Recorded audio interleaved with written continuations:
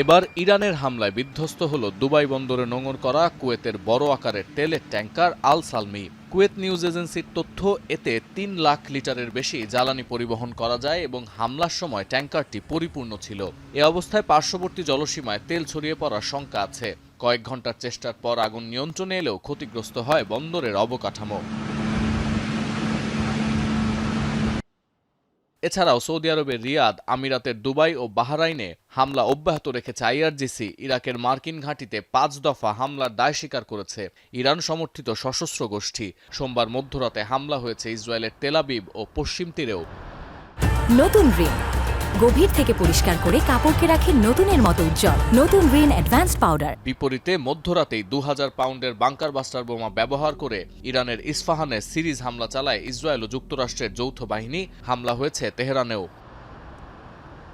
এদিকে মার্কিন প্রশাসনের কর্মকর্তাদের বরাতে ওয়াল স্ট্রিট জার্নাল জানিয়েছে, হরমুজ প্রণালী পুরোপুরি উন্মুক্ত না হলেও ইরানের বিরুদ্ধে সামরিক অভিযান শেষ করতে আগ্রহী ট্রাম্প। তবে এতে রাজি নন নেতানিয়াহু। নিউজম্যাক্সকে ইসরায়েলি প্রধানমন্ত্রী জানান, যুদ্ধ মার্চ পর্যায়ে আছে। ইরানের ইসলামী প্রজাতন্ত্র নিজে থেকেই ভেঙে পড়বে বলে বিশ্বাস করেন তিনি।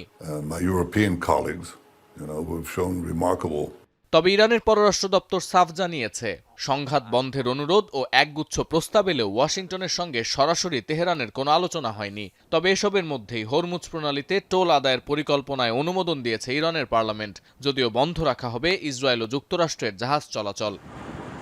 এছাড়াও লেবাননের হিজবুল্লাহর সঙ্গে দক্ষিণ প্রান্তে সংঘাত চলছে আইডিএফের। হামলা পাল্টা হামলার মধ্যেই দুটি আলাদা বিস্ফোরণে সেখানে প্রাণ গেছে জাতিসংঘের ৩ শান্তিরক্ষীর। লোহিত সাগরে পণ্যবাহী জাহাজে হামলার হুমকি দিয়ে সরাসরি সংঘাতে জড়ানো ইয়েমেনি হুতিদের নিয়েও ভাবতে হচ্ছে ইসরায়েল যুক্তরাষ্ট্রকে।